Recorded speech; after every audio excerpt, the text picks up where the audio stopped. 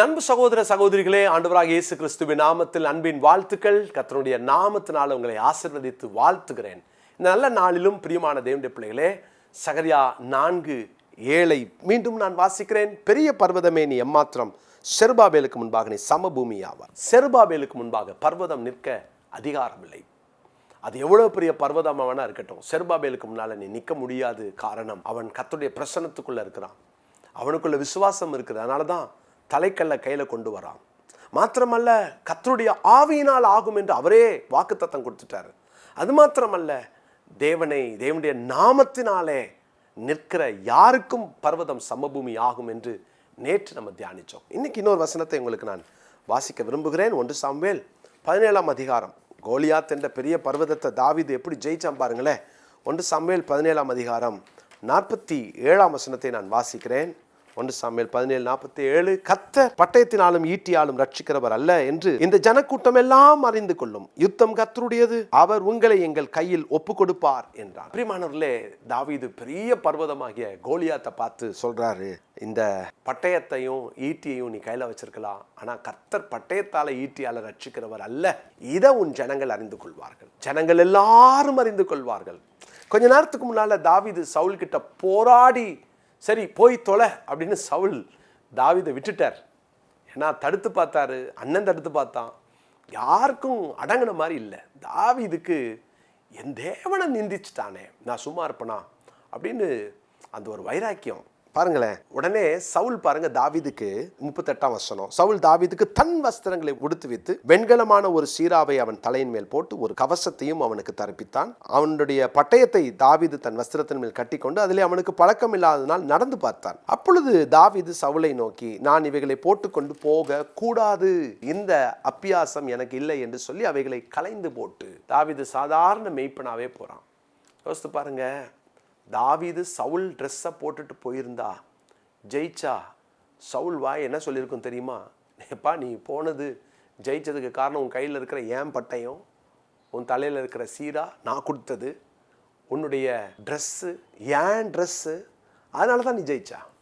அவங்க சொல்லுவாங்கல்ல, காரணம் நான் தான் அப்படின்வாங்க. அந்த கிரெடிட்டை யாரோ ஒருத்தர் எடுத்துக்கிறதுக்கு முயற்சி பண்ணுவாங்க. ஒரு நாள் அதை எடுக்கக்கூடாது. ஜெயிச்சுட்டு என்னால தான் ஜெயிச்சேன்னு நீ அந்த கிரெடிட் எடுக்கக்கூடாது. அது மாத்திரமல்ல, அங்கே போய் சண்டை போடும்போது தூரத்தில் இருக்கிறவங்க எல்லாருக்கும் அது தாவீதா சவுலா அப்படின்னு பார்த்துட்டு, பா பயங்கரமான ஆளு சவுலுன்னு தப்பு கணக்கு போட்டுறக்கூடாது. கிரெடிட் கர்த்தருக்கு போகணுன்னா உன் ட்ரெஸ்ஸும் வேணாம், உன் பட்டயமும் வேணாம், என் கர்த்தர் யாருன்னு நான் நிரூபிக்கிறேன். என்ன மாதிரி கர்த்தரை சார்ந்த ஒரு வாழ்க்கை. சவுல் பட்டயம் வேண்டான்னு சொல்லி அவன் தூக்கி போட்டு வரான், கலைந்து போட்டான். சவுல் ட்ரெஸ் எனக்கு வேண்டாம். தாவீது கூட கொஞ்சம் பெருமை பாராட்டிருக்கான்ல, தெரியுமா, ராஜ ட்ரெஸ்ஸை நான் போட்டேன்ப்பான்னு. தாவீதுக்கு தெரியும், ஒரு நாள் எனக்குன்னு அந்த ட்ரெஸ் வரும், அப்போ நான் பார்த்துக்கிறேன். அதுக்கு முன்னால எனக்கு சவுலை சார்ந்தோ சவுல் வஸ்திரத்தை சார்ந்தோ வாழ்கிறவன் அல்ல, பட்டயத்தை சார்ந்து வாழ்கிறவன் அல்ல, கர்த்தரை சார்ந்து வாழ்கிறவன். இன்னைக்கு யாரெல்லாம் கர்த்தரை சார்ந்து பர்வதத்தை எதிர்க்கிறீங்களோ அந்த பர்வதம் காணாம போகும். கர்த்தரை சாராம போனா அதுலேயும் சில விளைவுகள் உண்டு. தாவீதுக்கு 2 அனுபவம் இருந்துச்சு.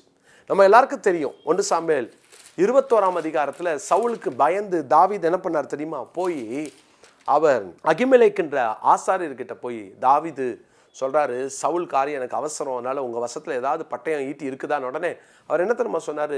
நீ ஏழை பள்ளத்தாக்கில் கொன்ற அந்த கோலியாத்தின் பட்டயம் இருக்குப்பா, அந்த பட்டயம் எடுத்துக்கோ அப்படின்னு. உடனே தாவீது ஒரு வார்த்தை சொல்கிறாரு அந்த 9ஆம் வசனத்தில் கடைசியில், அப்பொழுது அதற்கு நிகர் இல்லை, அதை தாரும். அங்கே ஏபோத் இருந்துச்சு. கர்த்தரை சார்ந்துக்கிற போறியா இல்லைன்னா பட்டயத்தை எடுத்துக்க போறியா? இதற்கு நிகர் இல்லைன்னு கோலியாத்து பட்டயத்தை எடுத்து கையில் வச்சுக்கிட்டானே.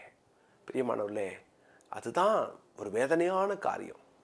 அந்த இடத்துல தாவீது கொஞ்சம் சுதாரித்து, எனக்கு ஏபோத்தை தாங்க. ஏன்னா ஒரு நாள் ஏபோத்தை கேட்டார். சார், என்னுடைய உடையாகிய ஏபோத்தை தரித்து கொண்டு கர்த்தர்கிட்ட கேட்குறார். அவள் பட்டயத்தை போட்டு தான் ஆகணும். அவருக்கு தெரியும், இப்போ என் ட்ரெஸ்ஸில் பட்டயத்தை கட்டினா ஏபோத்தை போட முடியாது, எய்தர் ஏபோத்து இல்லைன்னா பட்டயம். இன்னைக்கு நீங்கள் யாரை சார்ந்திருக்கிறீங்க? ஒருவேளை எனக்கு படம் இருக்குது, படிப்பு இருக்குது, சில நேரம் சிலருடைய வாழ்க்கையை கவனித்து பார்த்தா எப்படியோ வாழ்ந்துருக்கலாம், ஆனால் இப்படி போயிட்டாங்களே இவங்க வாழ்க்கை அப்படின்னு பரிதாபமாக இருக்கும். எங்கேயோ ஒரு இடத்துல கர்த்தரை சாராமல் தங்கள் பணத்தை, தங்கள் பேங்க் பேலன்ஸை, தங்கள் தொழிலை, எதையோ ஒன்று சார்ந்து தேவனை இழந்தவர்கள் உண்டு. நான் சொல்கிறேன், ஆற்றுல ஒரு கால் சேத்துல ஒரு கால் வைக்க முடியாதுங்க. ஒன்று கர்த்தரை சாரணும், இல்லையா நீங்கள் வேற எதையோ ஒன்று சார்ந்திருக்கணும்.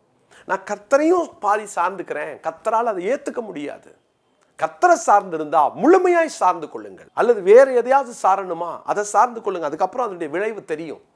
சில நேரம் முட்டி மோதி கடைசியில் கர்த்தர்ட்ட தானே வருவோம். ஆசாவுடைய வாழ்க்கையில நம்ம பார்க்குறோம். 2 நாளாகமத்தின் புஸ்தகம் 16ஆம் அதிகாரம் 8ஆம் வசனத்தை நான் வாசிக்கிறேன். 2 நாளாகமும் 16ஆம் அதிகாரம் 8வது வசனம். மிகவும் ஏராளமான ரதங்களும் குதிரை வீரரும் உள்ள எத்தியோப்பியரும் லூபியரும் மகா சேனையாய் இருந்தார்கள் அல்லவா? நீ கர்த்தரை சார்ந்து கொண்ட போதோவெனில் அவர்களை உமது கையிலே ஒப்பு கொடுத்தாரே. இப்போ உத்தம இருதயம் போயிருச்சு. அர்த்தம் சொல்றா பாருங்க. தம்மை பற்றிய உத்தம இருதயத்தோடு இருக்கிறவர்களுக்கு தம்முடைய வல்லமையை விளங்க பண்ணும்படி கர்த்தருடைய கண்கள் பூமி எங்கும் உலாவி கொண்டிருக்கிறது. இந்த விஷயத்திலே மதியில்லாதவராய் இருந்தீர், ஆகையால் இது முதற்கொண்டு உமக்கு யுத்தங்கள் நேரிடும் என்றார். சொல்றாரு பாருங்க, தம்மை பற்றிய உத்தம இருதயத்தோடு. எது உத்தம இருதயம்? கர்த்தரை சார்ந்து கொள்வது.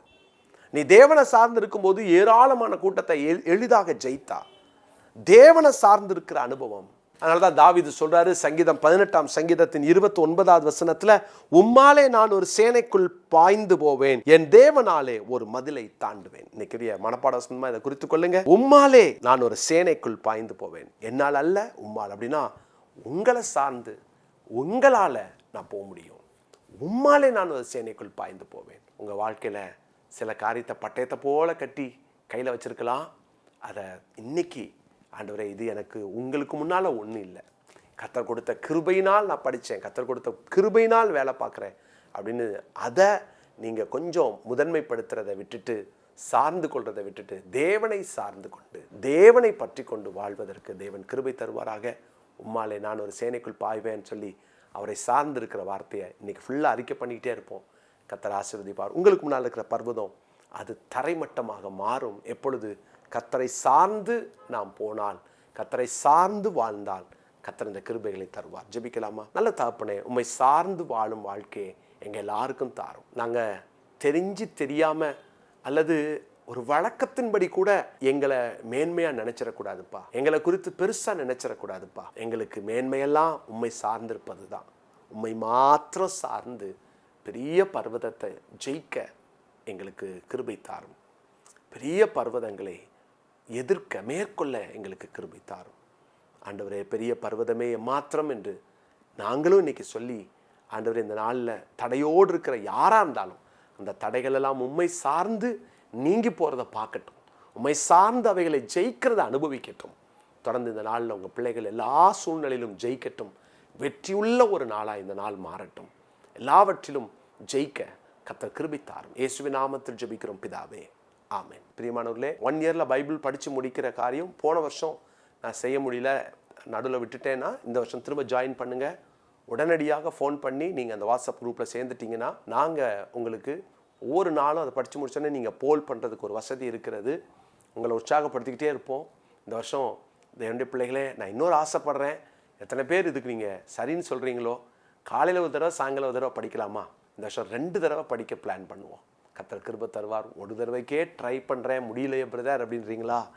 2 முறை முயற்சி பண்ணுங்கள். கஷ்டன்றவங்க ஒரு தடவையாவது படிச்சிருங்க. நம்ம சேர்ந்து படிக்கலாம்.